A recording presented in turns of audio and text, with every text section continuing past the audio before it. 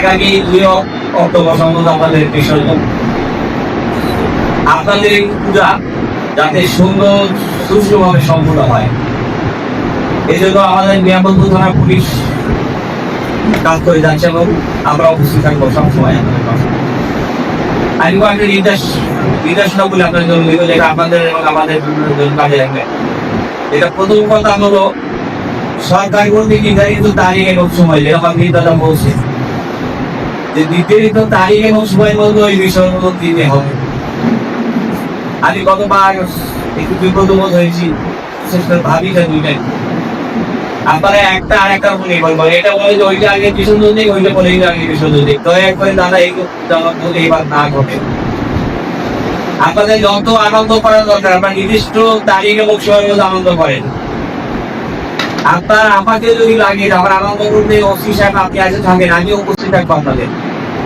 কারণ আমরা আমাদের যে দুইটা ঈদ আমরা যে আনন্দের সাথে উদযাপন করি, আপনাদের ওই ধর্মীয় উৎসব আপনারাও যাতে শান্তিপূর্ণ ভাবে করতে পারেন, এই জন্য যদি আমাকে সারাটা দিন না বাইরে থাকতে হয়, আপনাদের পাশে থাকতে হবে থাকবে, এটা আমার কোনো আপত্তি নেই।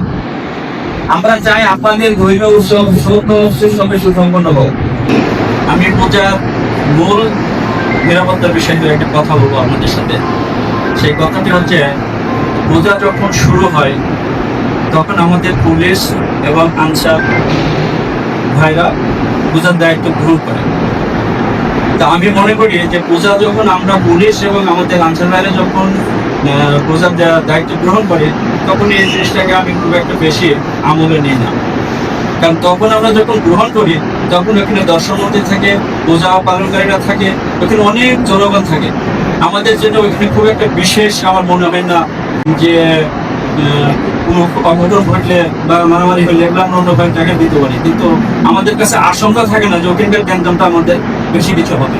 আসলে পূজার নিরাপত্তা নিয়ে আমরা যেটা উদ্বিগ্ন থাকি, সবসময় যেটা উদ্বিগ্ন থাকি, সেটা আমি না, রাষ্ট্রের সর্বোচ্চ পর্যায়ে থেকে রাষ্ট্রের সর্বনিম্ন পর্যায় পর্যন্ত এটা আমরা সব উদ্বিগ্ন থাকি। সেই সময়টা হচ্ছে আপনারা যখন পূজার কার্যক্রম শুরু করেন, পূজার কার্যক্রম শুরু করার সময় থেকে পূজা হওয়ার মানে শুরু যখন হয়, উদযাপন শুরু হয়, তার আগ পর্যন্ত যে মুহূর্তটা থাকে, এটাই আসলে আমাদের কাছে সব থেকে স্পর্শকাতর সময়।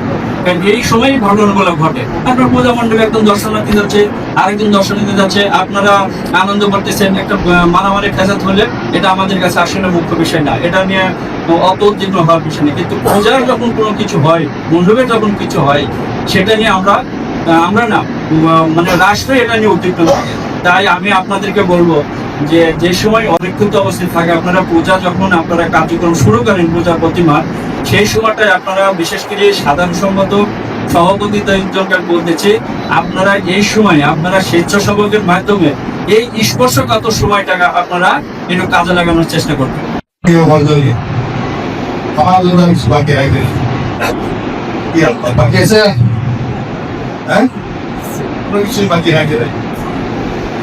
আসলে এই পূজাটা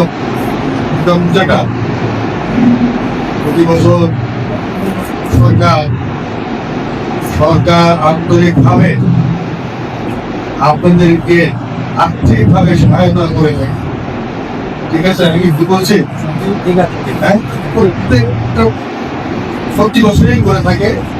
এবছরও ইনশাআল্লাহ হয়তো আপনারা পেয়ে যাবেন, পেয়ে যাবেন। যাই হোক,